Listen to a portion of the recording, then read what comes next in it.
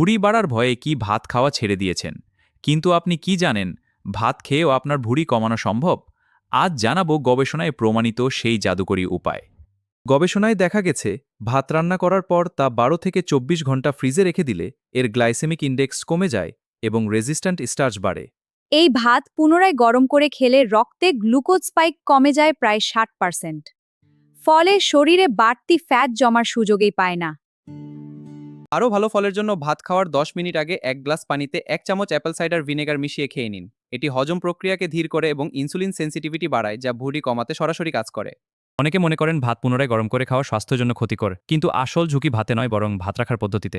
রান্না করা ভাত যদি 1 ঘন্টার বেশি সাধারণ তাপমাত্রায় বাইরে ফেলে রাখা হয় তবে তাতে ক্ষতিকর ব্যাকটেরিয়া জন্মাতে পারে। তাই ভুঁড়ি কমাতে চাইলে ভাত রান্না হওয়ার সাথে সাথেই তা ঠান্ডা করে ফ্রিজে রেখে দিন। পরে খাওয়ার সময় একবার ভালোমতো গরম করে নিন। মনে রাখবেন, সঠিক নিয়মে সংরক্ষণ করলে ভাত আপনার শত্রু নয় বরং ওজন কমানোর সেরা বন্ধু হতে পারে। ভাত না ছেড়ে খাওয়ার ধরন বদলে ফেলুন। সুস্থ থাকুন, সুন্দর থাকুন। ভিডিওটি ভালো লাগলে লাইক দিন এবং এমন সব টিপস পেতে এখনই সাবস্ক্রাইব করুন।